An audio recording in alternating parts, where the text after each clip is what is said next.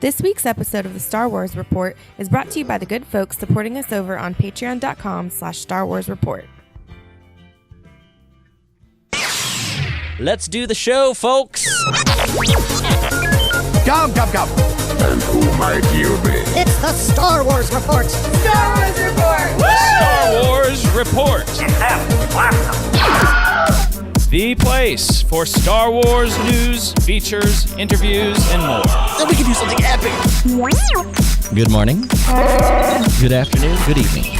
Please delete as appropriate. The Force.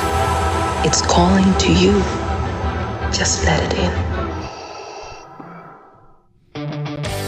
Well, hey everybody, welcome back to the Star Wars Report podcast. I'm your host, Riley Blanton. And I was just noticing, man, the guy in that intro kind of sounds like Steve Sansweet. Oh, yeah? He does. Who is that, Bruce? Hi, Bruce, by the way. Welcome to the Star Wars Report. Hey, I think I was clearing my throat even during the intro. Because I have come off a flu. Oh, we can tell. Yeah. Mm-hmm. So, no, the guy... Is he gonna make it? Will Bruce? No, the guy at the beginning of the intro is a guy that I work with. Nice. One reason I used him is because he used to be an actor. He doesn't really do that anymore. He used to be on a soap opera, which was Young and the Restless, I think it was. I can't remember now. No. Yes. I don't know. Anyway, he used to be on a soap opera back in the day. Oh. And I thought, I need somebody to do this intro. I was like, I know, that guy I work with. So you're not, it's not in fact Steve Sansweet is what you're saying. It's not Steve Sansweet. Right. I asked him, but he said no. Fair enough. Well, hey, welcome back to the Star Wars Report podcast. We're in the aftermath, the hangover, if you will, from Star Wars Celebration. And we really covered like the big panels as they happened here on the podcast.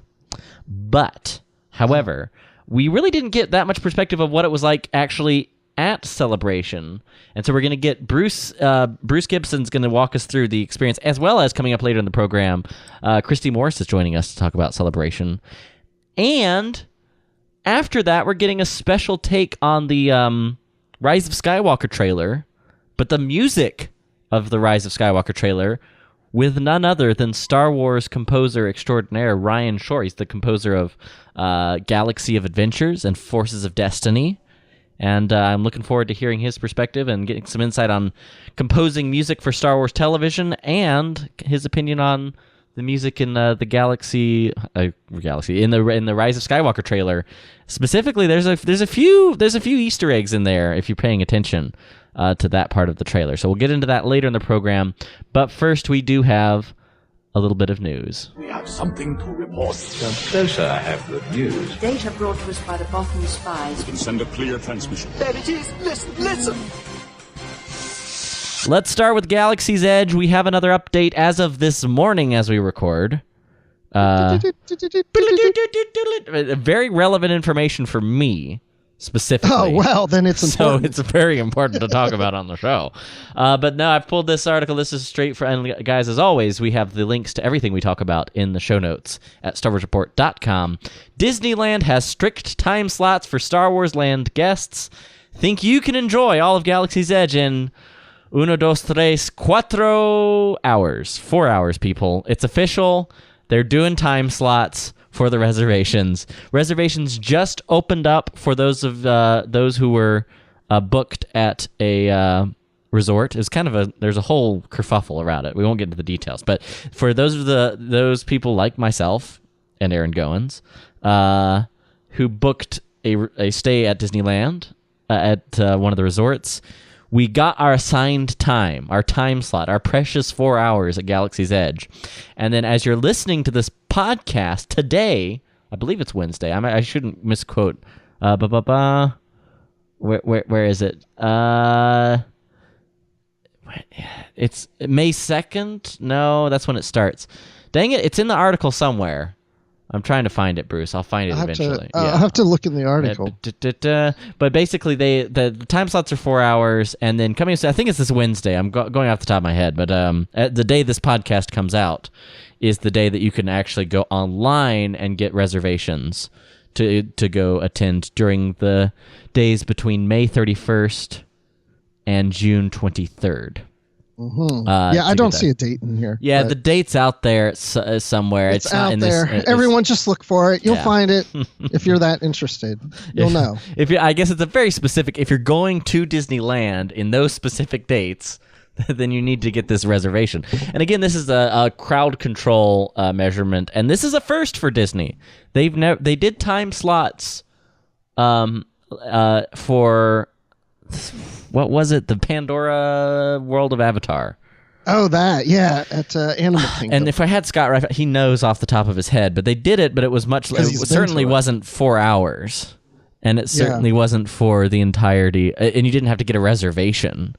You just had a certain amount of time you had to get out of there. They were doing it. So they're a very strict reservation system, and again, very economical choice to make sure people are staying at a Disney hotel to get it. It's a brilliant idea. I can't believe they're not doing this in Orlando, but they're not doing it in Orlando. And you're going to be there. So we have our reservation. I'll be there the weekend of May 15th. In fact, that Saturday morning at 8 a.m. is when our 4-hour slot begins. Woo-hoo. So we'll be the first people in the park that day, which is nice. Yeah, and it won't be too hot. Hopefully. Fingers crossed. But yeah, I'm super excited. Now you're going to be there just a few weeks later, right, Bruce? I am. I'll be there the first week of July, like July 1st, 2nd, 3rd, 4th, like those days. Dude, that's amazing. Yeah. Now, I don't know what it's going to be like because they don't have the reservation system. So, I don't know if it's just going to, since it'll be open to anybody, if it's going to be crazy nuts, if I can even get in. I've even told my daughters, it's like, look, we're going to go in there, but I can't guarantee we'll get on any rides, and I don't know how crowded it's going to be, but at least we'll get a chance to at least maybe see it. But since we're there on a weekday, maybe that will help, but it's still summer, so school's out. So I don't know. We'll see. It will be better on a weekday. That is going to help. But probably and we not that typically much. go in the Scott Rifen way, first thing in the morning, be there when the gates open, go straight there, and we'll do all that. Nice. I love it. Wait, so who else gonna go? Who all do you know go? Is this a work conference? What's taking you to California? No, this is my daughter won a school competition. Right. Yeah, that's right. It's a national, so it's the 4 of us, the family. Oh, going. Nice. Yeah. Well, I'll be really interested to see what the review is from you as well for the family experience. Well, their big thing is because we were just at Disneyland last summer, and they kept wanting to get on the Pinocchio ride, but it kept failing every time they'd show up. And they're like, this time we're going to get on it. So the priority is the Pinocchio ride. Oh, man. So we also have one other piece of news that I wanted to highlight before we dig into the celebration aftermath, and that is something that we briefly mentioned in the main shows last week. Because of this, Kathleen Kennedy and Bob Iger have now both talked about Star Wars movies going on hiatus after Episode 9. And here's the quote from Bob Iger. He's quote, "We have not announced any specific plans for movies thereafter," he told Bloomberg in an interview. There are movies in development, but we have not announced them. We will take a pause, some time, and reset because the Skywalker saga comes to an end with the 9th movie. There will be other Star Wars movies, but there will be a bit of a hiatus. He uses the actual word, the H word, hiatus. And again, like they haven't really announced specific projects, but they have officially announced the Rian Johnson trilogy and the Benioff and Weiss series. But we don't know what they are. So it kind of goes against, you're like, well, we haven't announced anything. Well, yes, you have. You've announced that these guys are working on something, but they just haven't announced specifically what it is. And then this kind of gets into how Bob Iger, Bruce, has been, and I feel like they have in general, they're putting the focus on television after Episode 9. The Mandalorian launch, Clone Wars, and then thereafter, next year, the launch of the, which I feel like we already forgot about. But the series, why am I blanking?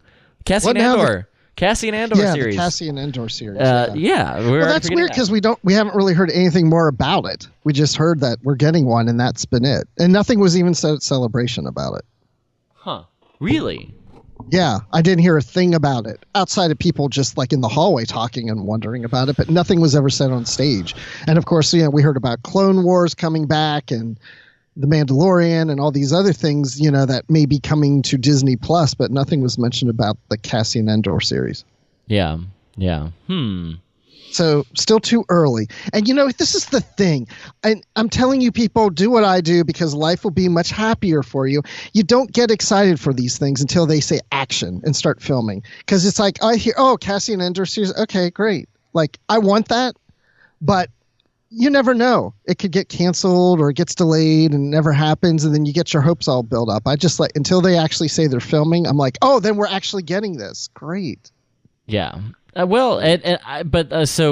reason I was even reminded of that was a tweet from the Lucasfilm PR dude, Chris Argopoulos, and he was just like, and reminder, guys, I know we didn't talk about it much, but remember this whole series is coming out, which I thought was interesting that he was just kind of highlighting it. I guess it's far enough away that they weren't it could get muddy. We did get confirmation, I'm sorry, early, right before Celebration, there was confirmation about Alan Tudyk coming back as K2SO. Oh, that's right. So we did get something. So some development there, and that'll be exciting. Yeah. So that's encouraging. Yeah, and I love, and probably my favorite character from Rogue One is K2SO. So very excited that he's a part of that, and honestly, that makes me much more excited for the process. So it's going to be called K2 and Friends. Exactly.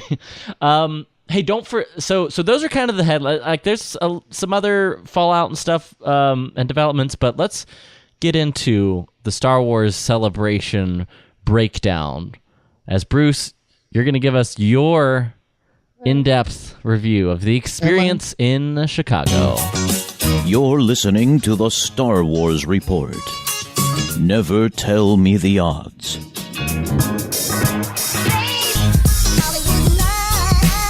That's right, ladies and gentlemen, getting ready to get into our Star Wars Celebration segment, and let's bring her in right now. Welcome to the program. Welcome back to the program, and welcome back from Chicago. It's Cristy Morse. What's up, Cristy? Hi. Howdy. Hey, howdy. Hey, that was very Texas of me. I just realized. Howdy. Well, how y'all doing? No, it's so Star Wars Celebration. It was a thing. Did you catch the con crud? Is my first question. Did. Everybody, good Lord, people. And I used antibacterial the entire trip religiously. But So did I, and I still got sick. Good grief. All right, so give me. I don't really even know where to begin because we've talked about all the sort of big panels and trailers and clips and all that. So what did I miss? Just make the FOMO even harsher. Pour salt on the wound. What did I miss by not being there in person? I want to hear all about the y'all's favorite stuff that we probably didn't notice, those of us who are following along on the live stream or on Twitter. Yeah, so I would say the number one reason for people to be there in person this year was for people meetups. It just felt like the year of meeting all the people you've always talked to online but never met in person till this time. And there was a huge Star Wars podcaster meetup in the Hyatt bar, and I think it lasted all night long. All night long. So I'd heard some of this. I know this is like the place to be for podcasters, right? It was like everybody. Oh, yeah. I saw Chris Salton from Brews and Blasters. Oh, nice. Collector's Hut. And his wife, Coffee with Kenobi, was there. Fangirls Going Rogue was there. Sky Talkers were there. God, Bruce, help me out. Well, of course, Ion Cannon and Matt from Aggressive Negotiations was there. Love it. There were just a lot of people there. It was there. So was this? Did listeners show up too, or was it all just sort of like a podcasters only type thing?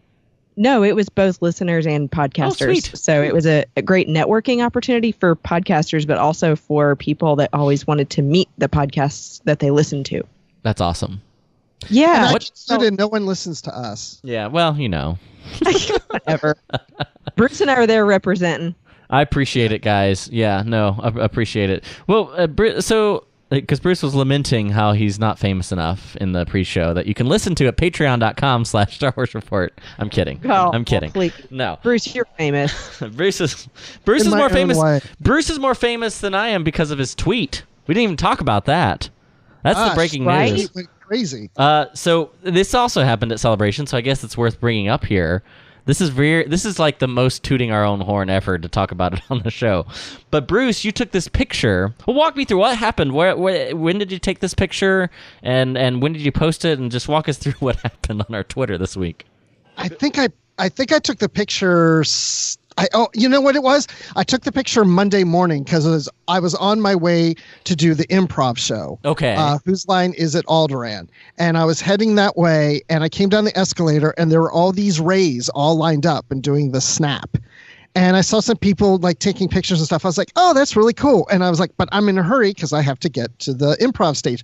And I just stopped, took a picture, and went on my way. And I thought, I'll tweet that later. Well, I never tweeted it later. And then the next morning, which is the last day I'm heading to the airport, I'm in the taxi cab and I'm just like looking on my phone. I was like, oh yeah, I don't know. It's too late probably. Well, no, I'll just tweet it out anyway. And next thing I know it's like 13,000 likes and several thousand retweets, and Ryan Johnson's saying, so cool. And then he retweets it, and I know. I went crazy. I'm looking for it now. It is by far most liked and most retweeted really took off because Ryan Johnson commented on it twice, and that really blew up our mentions. And like at a point, like I woke up that morning and I had a notification from Twitter itself, like the gods of Twitter, and it says, we've noticed you've gotten you have officially transcended the threshold of responses that you would be able to read. Would you like us to help curate the at replies for Star Wars Report? And you went, why? And I went, why would I? And so I left all the notifications on, so my phone was just going zzz, zzz, zzz, zzz, for like 48 hours. Yeah, here it is. We would love seeing all the rays at hashtag SW Celebration as multiple mirror images in Star Wars. Again, not the greatest caption, Bruce. I'm not going to lie. I've seen better Twitter. Like I said, I wasn't even putting any real effort into it. So we crossed 2,600 plus retweets and 13,000 likes. Yes. And Ryan Johnson tweeted, oh, snap. Yes. Get it? And he got 19,000 likes.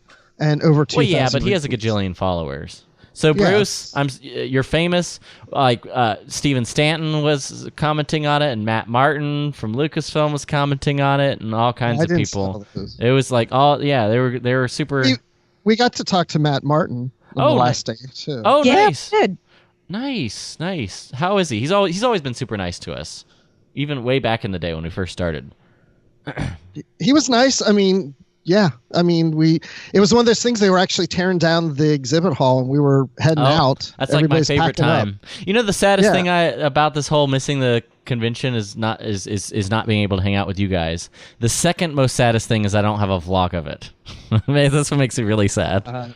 Well, I did try to take several videos and post them on my page as well as the Star Wars Report Twitter. Oh, good. Yeah. No, actually, and also just big thank you to both of you guys for posting all kinds, like the video that I don't know if it was you or Bruce that tweeted the Mandalorian sneak peek. It was me. Yeah, no, that got a bunch of views too, like more than 1,000 views and a bunch of stuff. So like you guys really did a great job. If you guys want to kind of relive, you can scroll back through at Star Wars Report on Twitter, and you can see a lot of the tweets and pictures and stuff from Bruce and Cristy. So we appreciate you guys looping us in. I wanted to do a lot. The first day when I got there, I did a Facebook Live, and I was like, I'm going to do these all the time. But the Wi-Fi there was pretty good.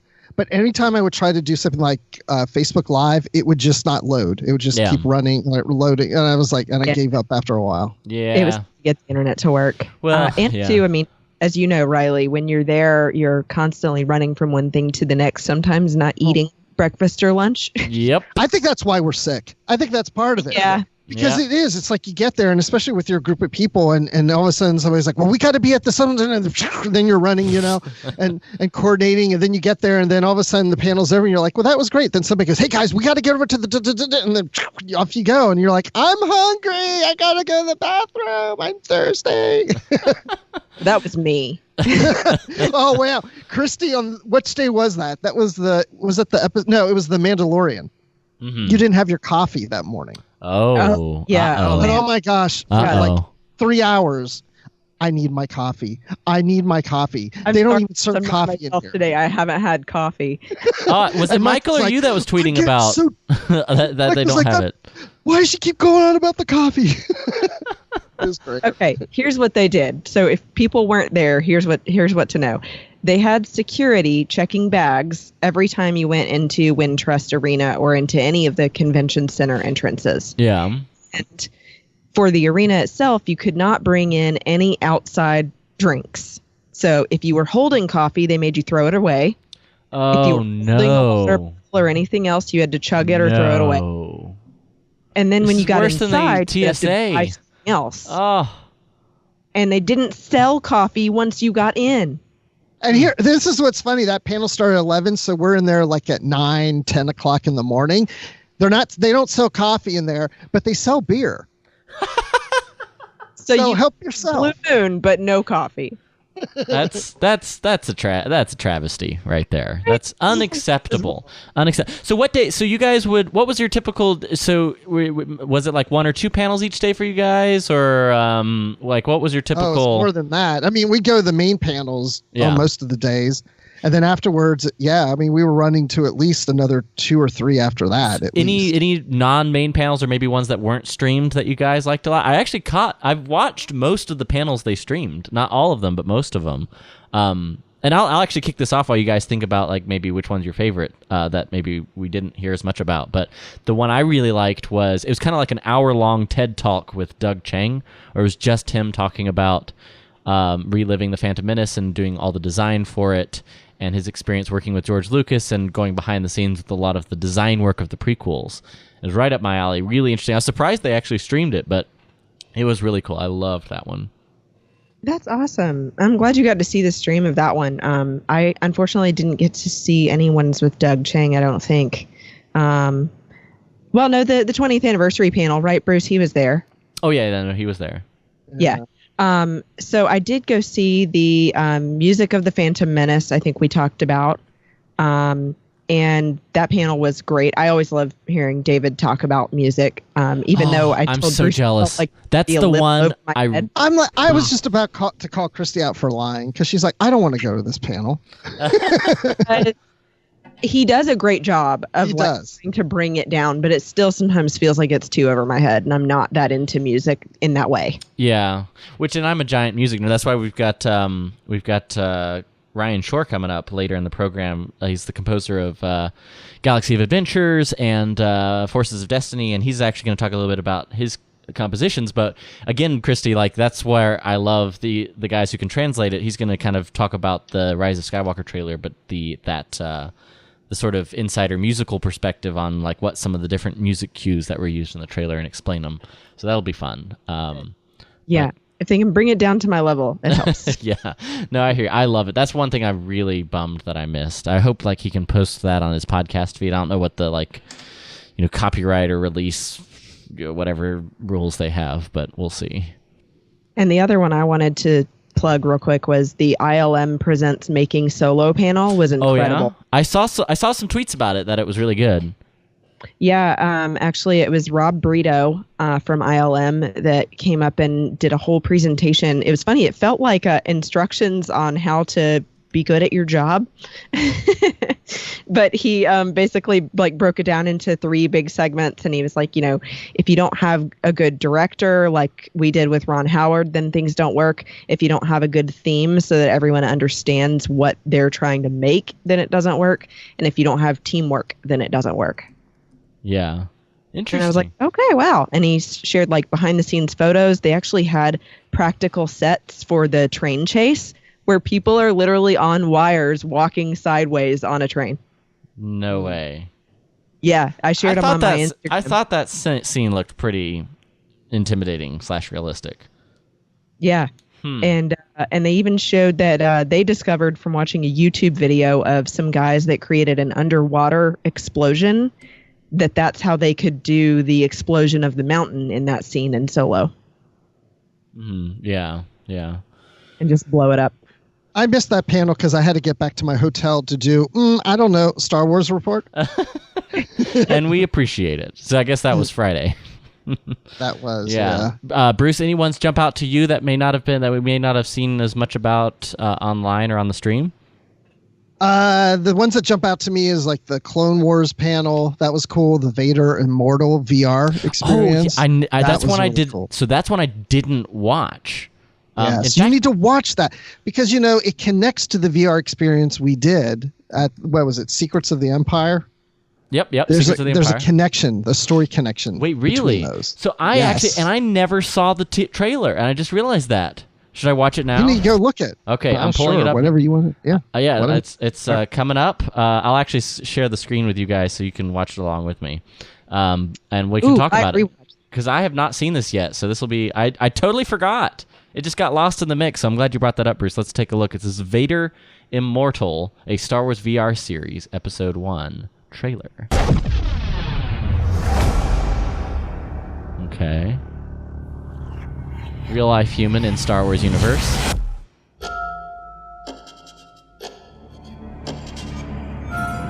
You've caused us considerable inconvenience. In a moment, the Lord of this monolith will give you a task. A word of advice. Do not anger Vader. Oh. Now that Vader's found you, he's in reach of enormous power. You must escape.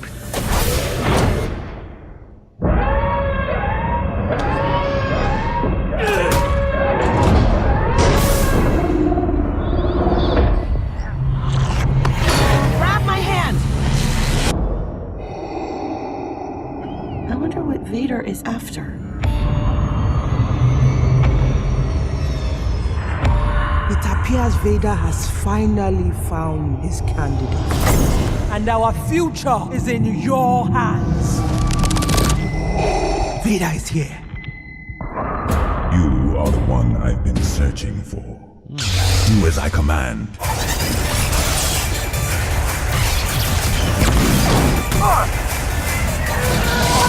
Some good first-person version of this plan that doesn't end up with us being dead. First-person shots of what it'll be like in the series. Vader Immortal. Episode 1. Fate has chosen you. Ooh, the prequel font there. Notice that, like the old Revenge of the Sith spots? Let's take a look. That's been a while since I saw that.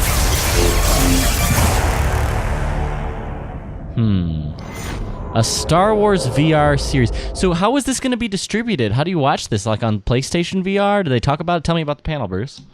I don't remember. Oh. There too. Wasn't I mean yeah, it's a VR, like it was. I don't know if it's PlayStation. I remember they show it, I think, at the beginning of this, like there's a certain VR headset that you get, but I don't remember. Was it? I can tell you more. I shared it on my Instagram as well. They're with Oculus. That's it, yes. So you have to play it or watch it on the Oculus Quest. And so they're calling it a VR series because there's going to be obviously multiple episodes. And so, it's not just one and done. And it's not just a game. They want you to feel like it's a fully immersive thing. So you'll be wearing the VR headset when you play it. Yeah. I'm pulling up the StarWars.com article that talked a little bit about it, but interesting. I mean, I'm 1,000% in. Although I don't know. So do you watch it? What do you actually watch it on? Is what I'm trying to figure out. Like, I guess specifically the Oculus. What was it called? Oculus Quest. Let's see. Which is that out? See, now I'm just curious. Now I'm just going to the Google machine right now. Yeah, it says coming soon. Yeah, coming soon, an all-in-one VR action. So it's really like pushing the. Look at that! I pulled up the Oculus website. No PC, no wires, no limits. Oculus Quest is the first all-in-one gaming system built for virtual reality. Okay, so it's specifically for this. I wonder if you could experience the story at Disney, at one of the parks, or at one of these other ILM, X Lab, or places like that, where if you don't have the Oculus Quest, or if you have to buy it, just experience the series. Yeah, I don't know. It doesn't say when it comes out. And Matt Martin was also on this panel because he helped with the story. Okay. So he's a good person to tweet about it if you have questions too. Okay, yes. Yeah. No, I appreciate. Yeah, I'll be interested. I mean, I love VR. I don't know if I've only experienced it a little bit here and there, but it does seem to like a really interesting, if not niche, storytelling capability. So that'll be kind of cool. And it looks like based on their other products, it'll probably be about $200, but that may be the only item that you need. And maybe it's sort of like the Wii or something where the headset would read your movements. Okay. Yeah, I could see that. Yeah, because I've the only VR I've experienced is the one at the Disney parks for like Secrets of the Empire, and then the HTC Vive. HTC Vive is the other one that I've done. Oh, and then I guess PSVR over at Nathan P. Butler's house once. The PlayStation VR. Our challenges together, which to me counted as VR. Yeah. Oh, that's true. Yeah. Jedi challenges. That counts. Maul, remember? Yep. No, it was a little scary. Darth Maul just came charging out of your very kitchen. It was kind of weird. Who knew that did happen? Yes. The Morris kitchen is sparsely populated, Master. More on the Phantom Menace a little bit later in the program, but all right. So any other last things that jumped out, Bruce? Any other panels that you? How did the improv show go? Yeah. Oh, it went really well. I mean, it was on during the same time as the 20th anniversary of the Phantom Menace, but I mean, half the room was filled. It wasn't as big of a crowd as we had in Orlando, because in Orlando it was in the evening when there really wasn't anything else going on. This was on in the morning when there was a big panel. Gotcha. But we still had a good turnout, and we had a great time, and people seemed to like it, and people came up to me afterwards on the stage saying, where can I follow you on Twitter? And, that was a lot of fun. And so, yeah, I think they'll probably do it again next time. Oh, nice. That's awesome. Well, hopefully next time I'll be there when Star Wars Celebration returns in Anaheim, California, 2020. It's official, people. It's happening. Yes. I will almost certainly be there this time. Who knows? I mean, there's always variables, but it's fairly likely, quite likely, I would say, that I will be there. One other panel I almost forgot to mention was we all attended Star Wars Resistance Season 2 panel. Oh, did they show anything from it? They showed the whole first episode of Season 2. Was it better? Sorry. It was.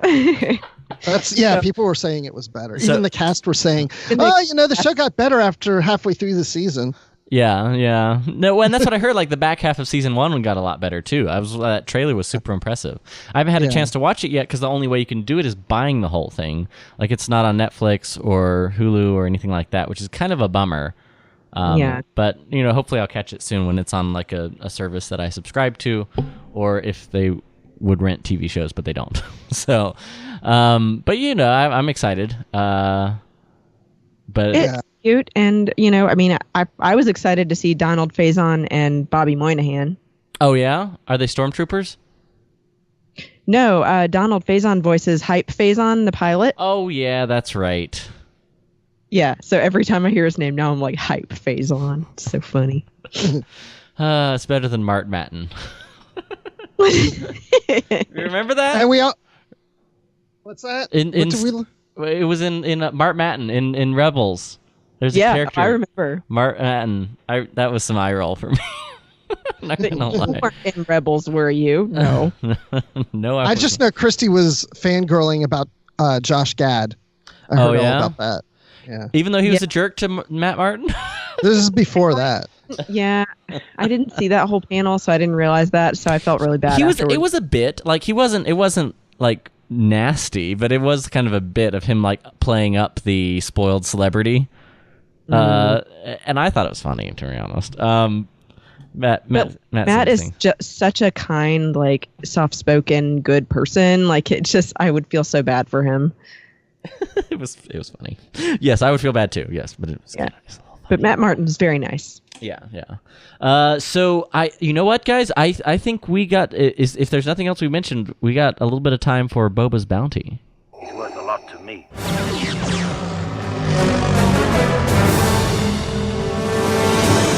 As you wish. That's right, ladies and gentlemen. Every week we talk about something that we have done, enjoyed, watched, listened to, or participated in the world of Star Wars fandom. And if I may do the honors, I'll kick us off with Boba's Bounty this week. So I'm watching the prequels with my girlfriend. It's an interesting experience. I just love the fact that you have a girlfriend. Okay, all right. Me too. All right. Thanks, guys. You did it. Well done. Good job. No, but so she hasn't ever seen. Well, she'd seen Attack of the Clones and Revenge of the Sith when they came out. She's about the right age. Went and saw them with her sisters and stuff. But like, she never saw The Phantom Menace, and she saw the original trilogy growing up. And has seen The Force Awakens. So that's where she's come to. Like, she's seen the movie, enjoyed them growing up, doesn't really know the mythology or anything like that, which is fine. It's a great opportunity because one of my favorite things to do as I'm rediscovering is to watch the Star Wars movies with someone who hasn't seen them. Yeah. And getting to relive that experience. It's the primary reason I want to have kids someday. So, I mean, that's right. That's why you do it, right? I agree with you because that's how I felt when I had kids. I was like wanting to see how they would react to the Star Wars movies. You know, just right after you hold your baby for the first time and you're like, this is the greatest moment of my life, except for maybe the time that I'm going to show you Star Wars. So we watched. She had seen it before and vaguely remembered it, so just for time's sake at the time, we watched over the course of a couple weeks ago, Empire and Jedi. And then she wanted to go back. She's like, I actually want to know. She wants to see all the movies before we go to Galaxy's Edge. She'll be going with us there. So she's like, I want to go back and see the prequels. I'm like, are you sure? We can go straight into the Disney movies, like, and then go back and watch the prequels later. And she insisted that she wanted to watch the prequels. So we fire up The Phantom Menace. And we just finished it last night. And she loved it. But not only did she like really enjoy the movie, she enjoyed it considerably more and told me so than watching Empire Jedi. And I was like, really? I was very surprised. But she thought Jar Jar was hilarious. She liked the action, and then she was intrigued by all the setup that she didn't understand. So she didn't make the connection of who Palpatine was until the very end of the movie. She's like, wait a second. You know, right? Like when it dramatically pans, you know, which was killed, the Master, dramatically pans over to Palpatine, and she's like, wait a second. But she doesn't know. And at the beginning of the movie, she hasn't really put together, because she hadn't seen A New Hope in a long time, like who Anakin was, or that the fact that, you know, Qui-Gon wasn't going to be his master, and that she didn't know Qui-Gon was going to die. That was a shock. She didn't know. There's a lot of stuff that you just pick up or know going into The Phantom Menace that if you don't, it becomes a much more intriguing and twisty-turny film if you don't know all that stuff going in. So all of those were surprises to her. Who Padme would... She's like, she's got to fall for somebody, talking about Padme. And I was like, yes, she does. You don't know. That little boy. So, it was most of the way through the... She's like, I care for you too. And she kind of looked over at me weirdly. And she's like, no, wait. She's like, she's not going for Obi-Wan. Oh, and also Ewan McGregor's super cute. That's the other big takeaway. Ewan McGregor, 1999. So, I was like, listen, I couldn't compete with Ewan McGregor now, much less Ewan McGregor in 99. So we finished it, and she enjoyed it so much, we went straight into Attack of the Clones, watched like the first 20 minutes or so before we had to turn it off, and that's what, literally, I got a text from her saying, I'm looking forward to continuing Attack of the Clones. So, like, yay. I don't know why I'm still doing this podcast. I got a movie to watch. So that was that. It was a great time. Bruce, you want to hit us up with your Boba's Bounty? My gosh, didn't we just cover the whole show as my Boba's Bounty? I mean, celebration. Like, I don't know what I've done outside of that, but I'll just say that at Galaxy's Edge, that panel, I did get, they revealed that the Coca-Cola products will be in Arabish in the park and look like they're in universe, and they gave us all, a T-shirt. So it's the red T-shirt with the Coca-Cola logo, but it's in Arabish instead. Nice. So we got the Coca-Cola Arabish T-shirt and the flu from Star Wars Celebration. And the flu. And many posters. After a lot of these big panels, they would give us posters. And I'm used to this prior celebrations, the last three, where I came home with maybe one poster from the big panel. Yeah. This one was the episode 9 poster. Nothing. We got no poster. We got nothing. But every other panel after that, make sure you get your poster. I've got so many posters, I need to buy a wall because there's just so many of them. Buy a wall for Go to Michael's craft store. They have discounts on frames. There you go. Cristy, how about you? Did you pick up anything sweet at Celebration? What's your Boba's Bounty this week? So my Boba's Bounty is both an experience and something I picked up. Okay. We actually went for the first time ever to PfeifferCon. Oh, no way. Yeah. So our first night in Chicago was actually in Gurnee, Illinois, to go to Eric Pfeiffer's house and see his collection. And then we got to have like a camp out with him and his girlfriend Amanda and another fan, Bree, and their friend Daniel. And it was incredible. I mean, first of all, just to get a tour of everything he has, because he's trying to design his home kind of like Rancho Obi-Wan, because he and Steve Sansweet are friends. Okay. So it's a lot of stuff. Yeah. He has a booklet. Oh, wow. You everything that's in his house. Dang. Yeah. So I still haven't seen it all probably. But I mean, like store displays and everything. He had the like makeup that came out on display. Nice. It was awesome. So and we got a t-shirt. So is this like through his whole house, or is this like displayed in a barn? Or no, that's his whole house that he also lives in. Wow. You know, so upstairs, main floor, and finished basement. I couldn't do it. Not gonna lie, I don't think I could do it. It sounds great. It sounds amazing. It's too much dusting. Get that too. I mean, I think I might have. So I'm trying to think of like when I actually have a like my own apartment, which I will actually now in a few weeks as I'm getting ready to get out to South Carolina, my next duty assignment. So I have the opportunity to really Star Wars. I'll have a lot more real estate to Star Wars up, but I don't know. I don't know that I could go full house. But man, that sounds amazing. So is it like it's got to be pretty big? Oh yeah, I mean like the finished basement. There's a whole section where it looks like a retail store because there are clothing racks to show off the t-shirts. Dang. He's got like the, one whole wall covered with pegs and all the figures are hanging from pegs.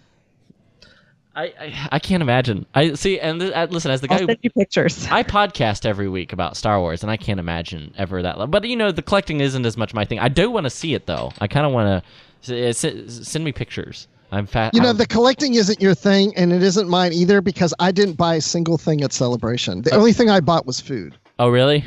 Yeah, I never bought a single item. Money well invested. I buy 2 things, both from her universe. Oh, nice.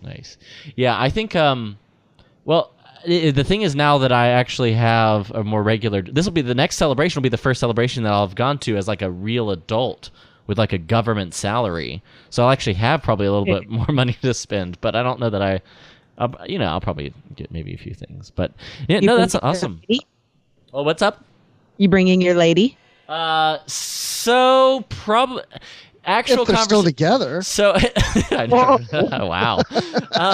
So here's the conversation that actually happened. So that weekend we were both here, but I was a little MIA boyfriend that weekend because it's Star Wars. I'm watching the live stream and stuff, but she's super understanding. She knows like I'm doing shows every night. She just planned some stuff with the girlfriends. She's very supportive and awesome.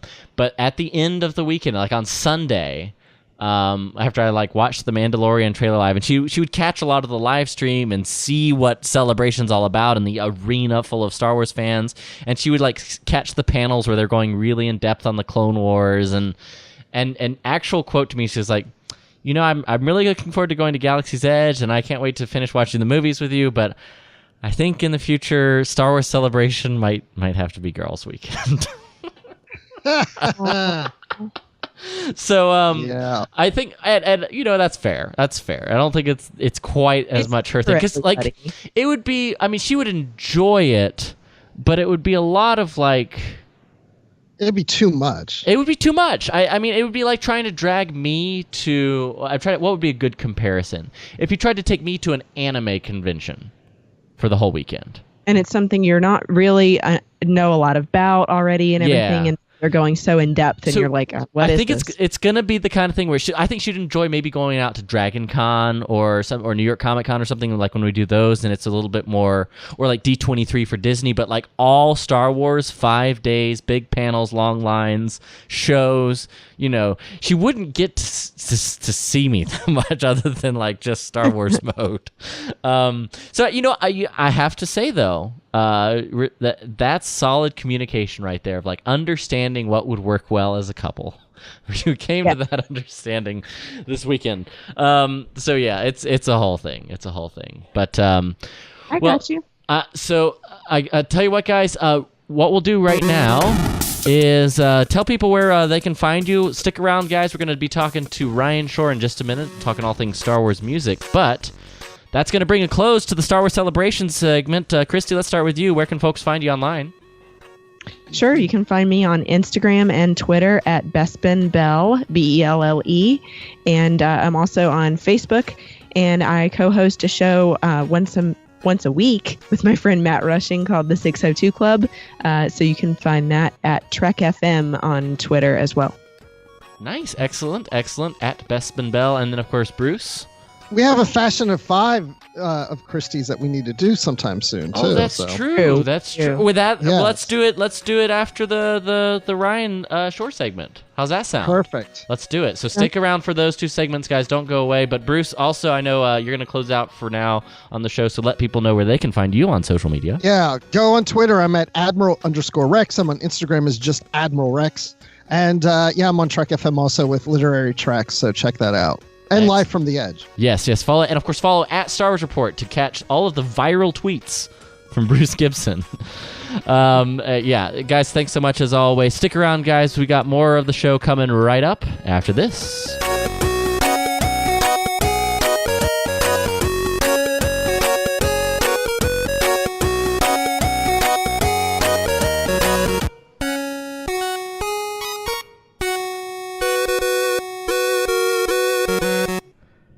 And we've got composer Ryan Shore. He's Star Wars fans. You probably know him if you've seen Galaxy of Adventures or Forces of Destiny.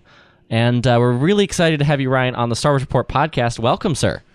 Thank you so much. It's awesome to be with you, Riley. Oh, absolutely. I just was interested, and I teased it earlier on the show about talking, getting some of your musical nerdery analysis of the Rise of Skywalker trailer, which I think will be fun, because that's something that we haven't really talked about. But before we get into that, talk a little bit about your background as maybe a Star Wars fan, what's your history with the franchise, and how on earth did you get to where you're actually composing music in that galaxy far, far away?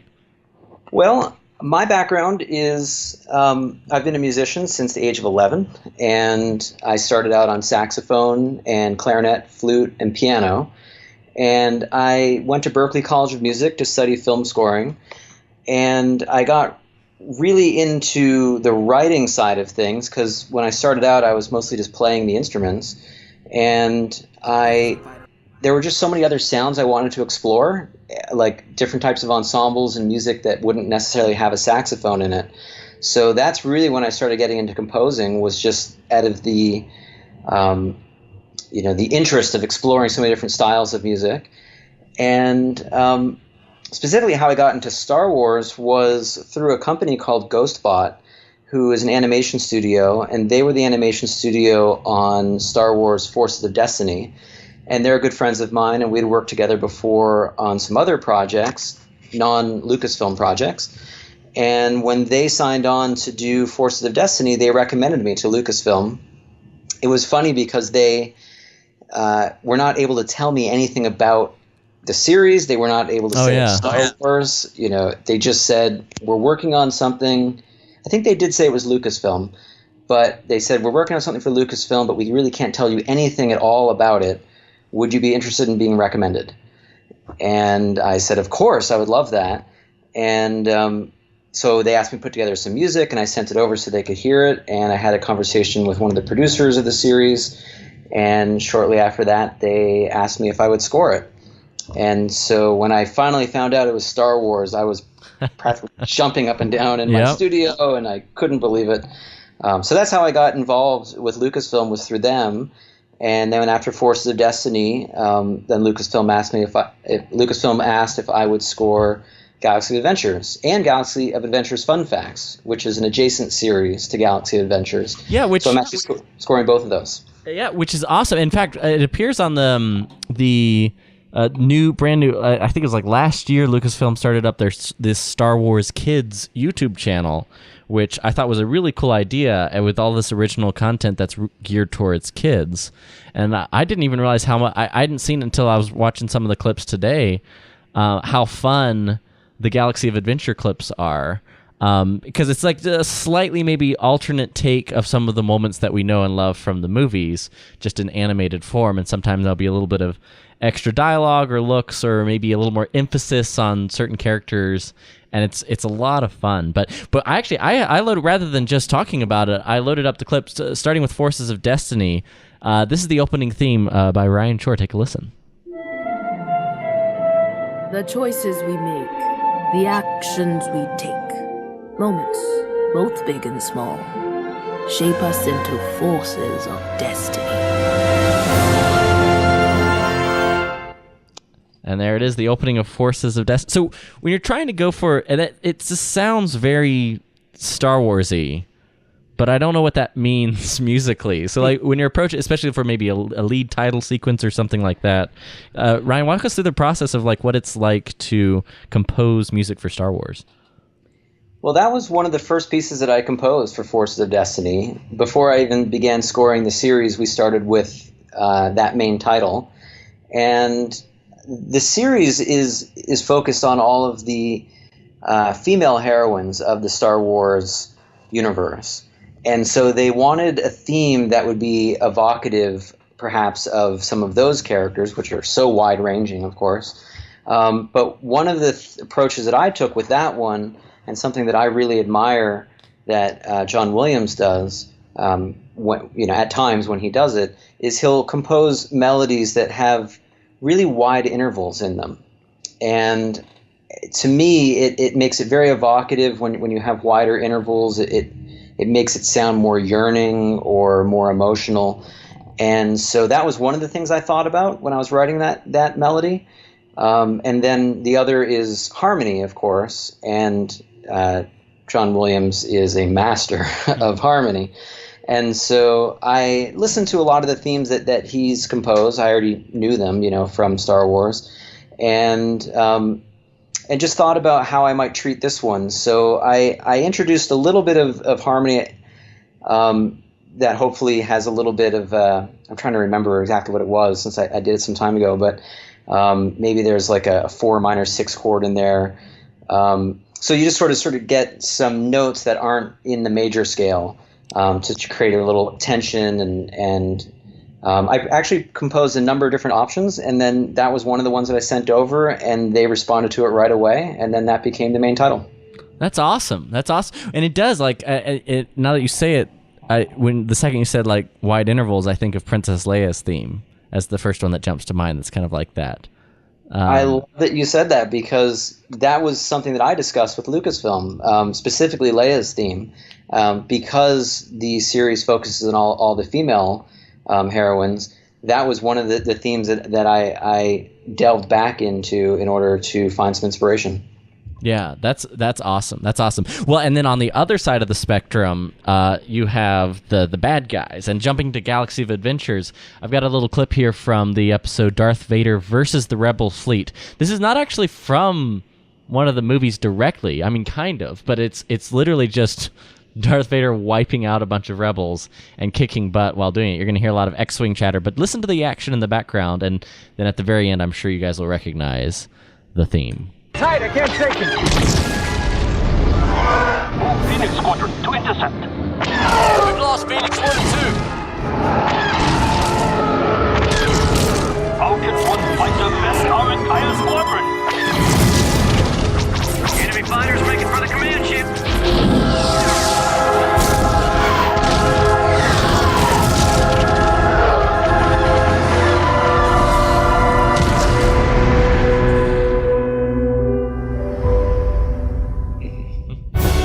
There it is, right there. A little hint of something very familiar.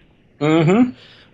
Yeah, it's been such a enjoyable series to score, Galaxy of Adventures, because the basic premise of the series is to introduce newer generations to the world of Star Wars.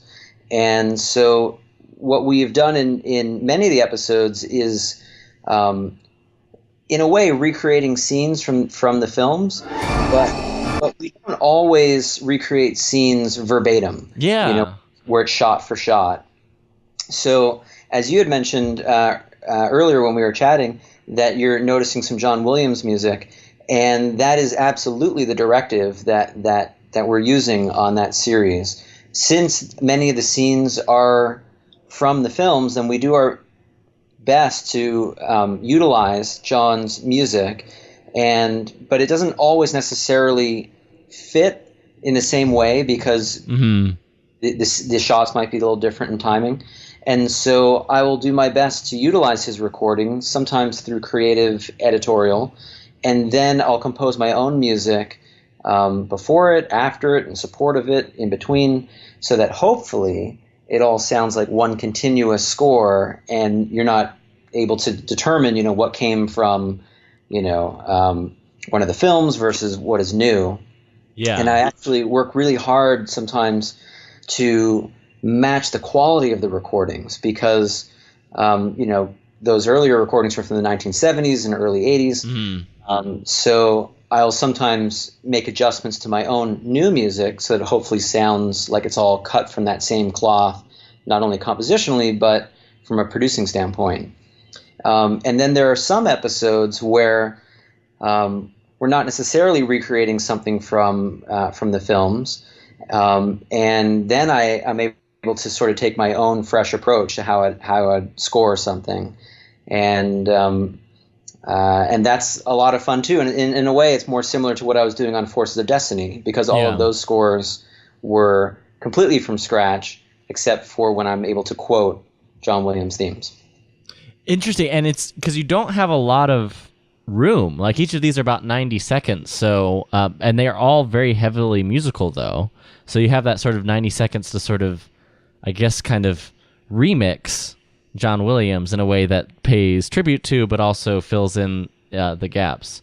I absolutely, and I can't believe I hadn't seen, honestly, I hadn't watched any of these all the way through until the recent Star Wars Celebration, and they were playing them as kind of buffer clips in between the live stream, and they were thoroughly entertaining. In fact, like my favorite one is probably the Luke Skywalker versus Emperor Palpatine, The Rise to Evil, which kind of chronicles Palpatine's like rise to power through the decades, and it's just a really interesting take that it just literally intercuts the scene in Return of the Jedi as he's confronting Palpatine with a bunch of clips from the prequels. Yeah, I love what everyone's been doing on this series. I had mentioned how I'm able to utilize some of John Williams' original recordings, and I know that they're doing similar things in other aspects of sound for the show as well, where they're trying to utilize the original cast recordings for dialogue when they can, and sometimes original sound effects as well. So I love that you're checking it out and noticing all these details that we're putting into it, because that's why we do it. We work really hard to put all these details into it, and I love that you're noticing it. Yeah, absolutely, man. No, it's I highly recommend it if you haven't checked it out. And I think a lot of people have. This is sort of like a best kept secret that like a lot of Star Wars fans I know haven't heard of the channel and stuff. And it's free right there. And if you have kids, it's the perfect place to kind of introduce them to Star Wars or put on some Saturday morning cartoons. And kind of tailor fit for like these are short clips, so it's not a big attention span thing either, which is nice. Yeah, and it's funny you mentioned about the length, because that's always something that I'm thinking about, which is, the scenes are so, iconic, and they're so, rich in content. There's so many things to comment on musically, but as you pointed out, they're short, and so that in and of itself sort of presents a unique challenge, which is how do you make it feel like you're sort of, jump right into this, a moment, and you're already immediately in it, and hopefully it's very exciting if that's what the scene is, but then it ends sort of abruptly. And so I'm always thinking about how can we make this feel as best we can like one self-contained cohesive moment or statement, so that we don't feel like, hey, I was just in it and then it ended. So it's a challenge sometimes, because sometimes the music gets very large and epic and grand, and then meanwhile, like seconds later, like we're ending that episode. Yeah. So it's always something I'm thinking about. No, it's awesome, man. I really appreciate it. We will link the Star Wars Kids YouTube channel right in the episode description on StarWarsReport.com. So make sure you check that out. But Ryan, I've been talking about it. Before I let you go, can I trouble your expertise as someone who's worked on Star Wars in a composing manner, in a composing fashion? Get your take on the Rise of Skywalker trailer. I know we were talking just before the show, and I know you haven't seen it very many times, right. But I'm just gonna play the last about a little over a minute here, right. And you listening along, on the commute, on your headphones, if you're out running, just take a listen to the trailer, because I know we've all watched it a million times and gone screen grab by screen grab. But listen to the music, and I think we'll peel back maybe a few additional layers that we haven't caught yet. Take a listen. But this is your fight.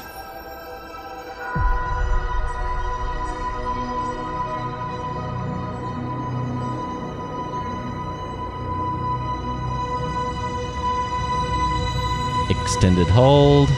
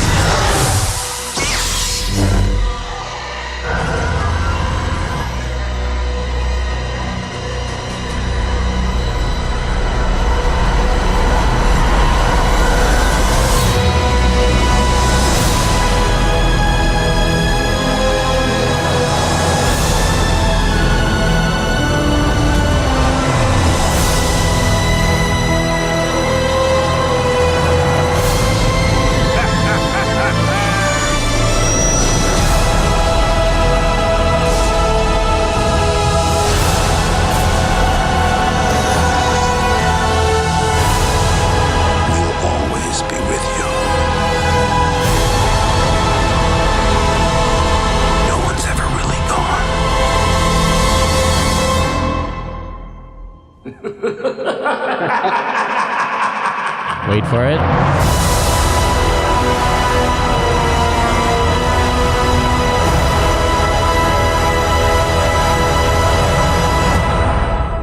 Oh man. It's hard. I still have this like this huge grin on my face watching it every time. I'm a fan. I love the trailer for so many reasons, but even just like this is the first time I'm wearing it with like my nice studio monitoring headphones cranked up. So I hope I didn't blast your ears out, Brian. I'm sorry if I did. Not at all. Okay, so there's a lot. There's a bit there. Not a lot to go on, which I like. It was a fairly simple musical. You have the slow build, and then boom, Princess Leia's theme, which she's only in one shot of the trailer, but I think that really, I mean, it tells us a lot about the film that they've really gone out of their way to keep this Princess Leia's film in the way that The Force Awakens kind of was Han Solo. It was his big moment, and then Last Jedi was Luke Skywalker's, and then Episode 9, Princess Leia's. So I just love the way it seemed, and you might know this more than I would, Ryan. When you're listening to it and you hear like the Princess Leia scene, but it's so full. Like I don't know how to describe it. Is that like the mix? Do you think they re-recorded it, or what? It's hard to say. Yeah, good question. It's certainly, I mean, the Princess Leia's theme has a number of different treatments, throughout the films.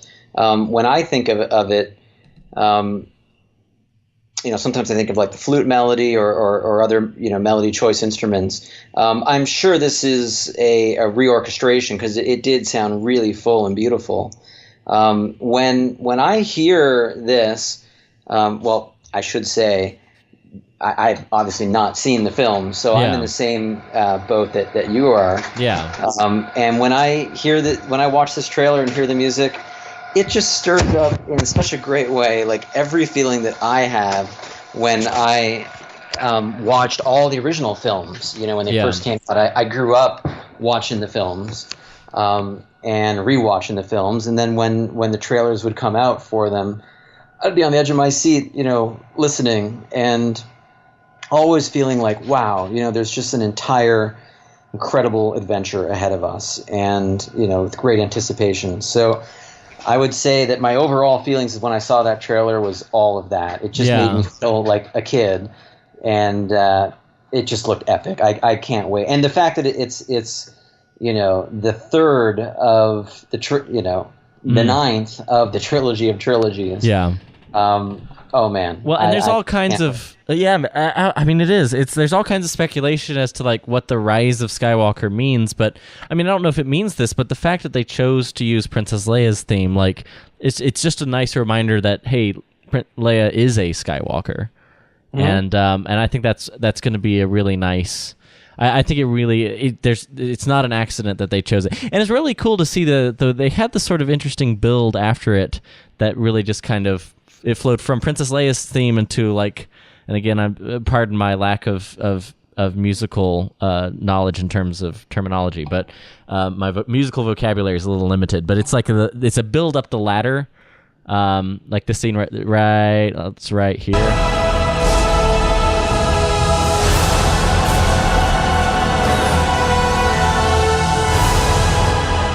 Using that same orchestration just to build it. But same kind of flavor as Princess Leia's theme, and then of course just that little hint of the Death Star, and so take a quick listen right here. Bum, bum, bum,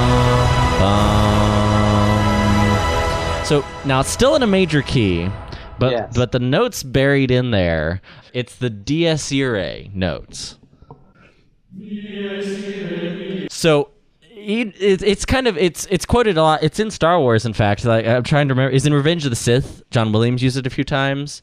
Dun dun dun dun dun dun. It's like a halted version of the Dies Irae music. And so if you listen, now it's disguised well because it's still in a major key, so you don't really notice it.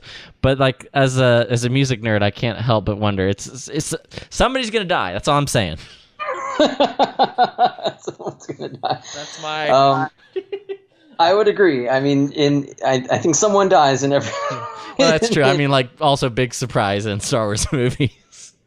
But yeah, I mean, what it specifically means in relation to the ninth film, I don't know, and I can't wait to find out. Yeah, no, I can't either. I can't either. Well, Ryan, I appreciate you tagging along with me for that. That was a lot of fun. It's like I love the music of Star Wars. I grew up listening to the soundtracks because my older siblings would be playing them long before I ever saw the movies.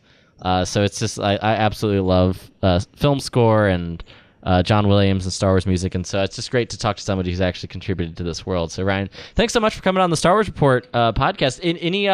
Any place you would like to send our listeners if they'd like to check out maybe more of your music or where to find you online? Well, by the way, thank you on all the above, and it's a thrill to be on your show, and awesome to hear about your background with Star Wars as well, which reminds me of mine, of just growing up around it and being excited by it. I would definitely love to point listeners, of course, towards the Star Wars YouTube channel, the Star Wars Kids YouTube channel, where all of this music can be heard. And then my own website is ryanshore.com, and there's more information about me there. And I'm just so excited that people are listening to this and appreciating what we're doing. Yeah, absolutely. Yeah, ryanshore.com, RYAN, not the other Ryan involved in Star Wars. That is correct. RYAN, Ryan Shore, and at Ryan Shore on Twitter. We'll have the links to everything in the show notes for this episode. But Ryan, thanks so much for coming on. Thank you so much, Riley. I really appreciate it. Absolutely. Alrighty.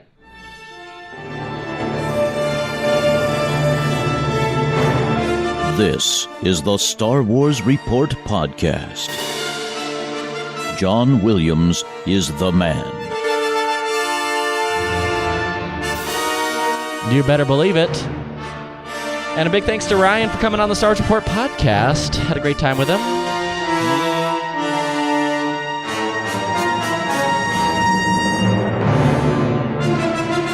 But now it's time for this week's... We're going to have to take a little bit of a turn here, but this week's Fashion in 5.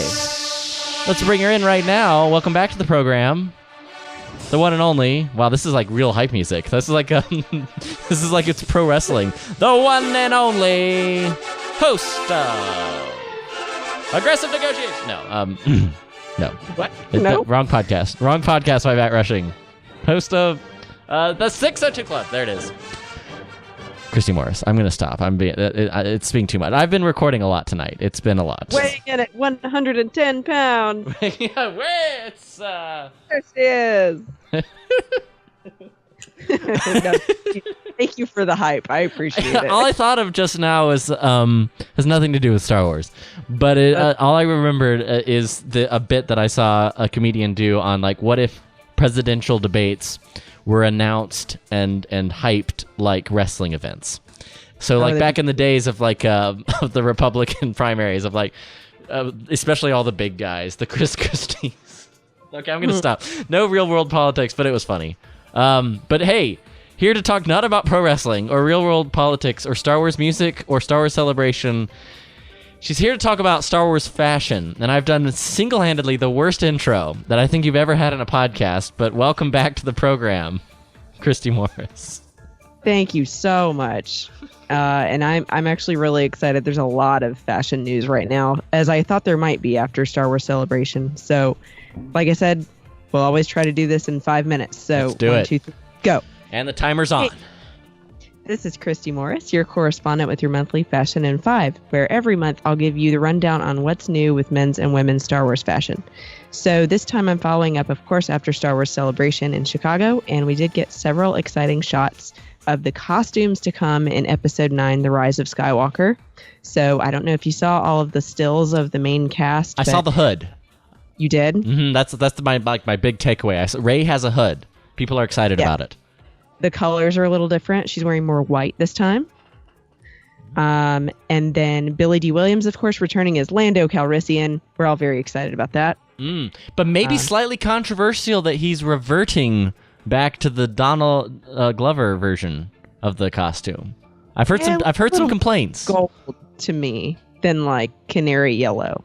Yeah. Okay. I think they're different, even though the style is, I mean, it's still Lando. It's got to look similar. Yeah, no, that's true. Very silky as well. It should be. Yes, and then we're getting a new character, Janna. So I'm really excited to see what she's like. Her costume looked like maybe she's part of the Resistance. So I saw that. Yeah, I saw that concept picture. It's Naomi Aki's character. Mm-hmm. So we'll see. She was wearing a really nice attire, by the way, during her panel on Episode 9 at Celebration. It was like entirely pink with a cape. I loved it. Anyway, also April 11th, during Star Wars Celebration, her universe debuted their new Sisters of the Force collection. So it started selling at Celebration alone and then was posted online for sale as well during Celebration. And the Ahsoka Tano unisex long sleeve sold out like hotcakes. Oh, yeah? Our friend Matt Rushing got one. It's, like I said, unisex, so men and women can wear it. And it says Tano on the front in blue. The shirt is white, and then it has orange on the sleeves as well. Oh, I saw that. Like, that's the one that... The hosts were wearing all the time, right? The one that... Yeah, Ashley wore it a lot, and in the advertising she did. Yeah, and then I think like Anthony Carboni and What's-Her-Face were wearing it on the live stream all the time. And... Andy Gutierrez. I don't know why I blanked on her name. Yeah. Who I got to meet, by the way. Oh, nice. I got to meet D. Goots. That's awesome. So I got a selfie with her. It's on Instagram. So also part of that collection, though, Sisters of the Force, there was a Leia cape coat for women, designed from The Last Jedi. There's an Ahsoka unisex windbreaker, which I am wearing right now. It's gray and has Ahsoka's blue and white on the hood. And then there's also an Admiral Holdo dress, a Rose Tico jacket. There was a Padme Lake dress and hoodie, which people were just dying over. And then I also got the Hera unisex pullover, which is like a Hera Syndulla green design, and it's like a sweatshirt. Is this the first time her universe has had this many like unisex options? Yes. That's what I keep hearing. I'm excited. Yeah, I think it's great because there was a lot of men's stuff before, and so I know she was originally focusing more on bringing more women's stuff to market for Star Wars, but now she's like, I really want to make sure everybody's still included. I don't want guys to feel like they're supposed to be left out now. Yeah, no, well, and like we had options, but like her universe has become such a juggernaut that now we're getting jealous of all the awesome fashion, which is quite a turnaround, and it's a credit to Ashley. Yeah. Well, and it was funny because I was at a train station in Chicago and we ran into a Japanese family and their son was wearing the windbreaker at the same time as me. And so we got a picture together. Oh, that's adorable. And they didn't speak any English, but we both laughed and pointed at each other and took a picture. That's awesome. Yep. And then my last big piece of news is sustainable shoe company Pozu. Oh, yes. We love them. Yep. They've got 3 new sneaker designs. 2 low tops that are a BB-8 sneaker and an X-Wing sneaker. BB-8 is orange and white. The X-Wing sneaker is red and white. And those are retailing online now at $78 or 59 pounds. And then the Rebel high top sneaker in silver is available for pre-orders now, and it's about $100 or 75 pounds. The Rebel high. Oh, nice. Pozu, like I've seen them at New York Comic Con and stuff, and they always have amazing shoes, and they're pricey but beautiful. And I'll tell you though, they're worth it because they're made well. They're high quality. They're going to last a long time, and they actually go by foot measurement, not just standard sizes. Yeah, definitely. Well, that's awesome. So a lot of stuff. So a lot of announcements from Celebration. If people wanted to like track what's happening in the world of Star Wars fashion, like where could they go, Christy, to be figuring out like when these things come out, see the pictures, especially like the new Pozu stuff or her universe? Yeah, so I'll definitely say you need to go to heruniverse.com for that stuff. po-zoo.com. Pozu. You can also follow me, of course, on Instagram. I was going to say, I Twitter. feel like the one best place to find all of this is Instagram at Besman Bell. Yes. I'm just hazarding a guess. I said, you know what? I set you right up to do the shameless plug, and you did you were the better person, Christy. Well done. And actually, big news as well. A lot of this news I got from our friends with Fantha Tracks. Oh, yes. And they've asked me to join another podcast they're doing called Planet Leia. So soon I will be part of the Fantha Tracks team as well. Oh, well, that's awesome. That's awesome. So yeah, check out all the content they've got over at Fantha Tracks. I know they did a ton of great Celebration coverage as well. So make sure you check that out. And once again, yeah, Christy, thanks so much for coming on and talking about the latest and greatest in the world of fashion. Until next time, folks, it has been a Star Wars Report podcast. Hey, make sure you subscribe to the Patreon. It's super easy, patreon.com/Star Wars Report. That's where we post our weekly Rogue transmissions. We have 3 of them, all from last weekend, as bonus content for Star Wars Celebration, as we were commenting on it. So you can check out those bonus recordings and get access to every episode we've ever posted. At each level, we have a special reward for you. Check them out at patreon.com/Star Wars Report. And of course, the emails is the same as it's always been, starwarsreport@gmail.com. Oh, and then I almost forgot iTunes. Leave us those iTunes reviews, starwarsreport.com/iTunes. And we got some great iTunes reviews recently, and we really appreciate it. It always helps get the word out about the show. And I would be remiss, Christy, if I didn't mention David. He emailed us last week, and it got lost amongst all of the Celebration coverage, but he emailed us. This email comes from David. Glad I found the Star Wars Report podcast. Says, I've really grown in my Star Wars fandom over the past few years, specifically with the Star Wars books that have been released. It's grabbed my attention and won't let go, especially the Thrawn book and the older Knights of the Old Republic books. And I recently enjoyed the episodes where you guys commented on The Last Jedi, and I was glad to hear fair criticisms of the art presented in a positive way. I just wanted to say that thanks for the good times, and wanted to predict how Episode 9 will set up the return of a larger Sith Empire, like during the Darth Bane time, / Republic era. It would be a blast to see the two sides go at it forward in full strength, and also hoping for an Old Republic movie from the Game of Thrones guys. We'll see. Good luck, and may the Force be with you. This is from David Sweeney. Thanks for emailing us, David, and thanks for listening to the show. You can email us again, starwarsreport@gmail.com. And that's going to do it for this episode of the Star Wars Report podcast. I have a lot jammed into one episode, guys, but appreciate you sticking with us. And as always, until next time, may the Force be with you, and remember, many Bothans died to bring you this podcast.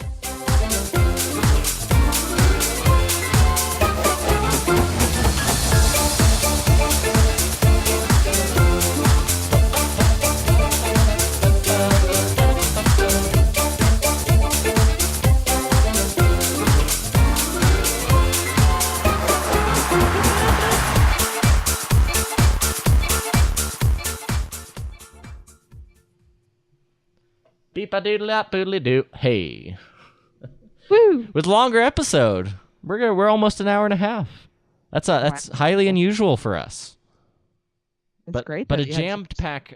I feel like it was fast paced though. Jam packed. We had a lot to cover in one episode. Tried to do it quickly. Yeah, no, I appreciate it. That was perfect. Thanks so much as always. And again, I'm so sorry that we missed it from last time.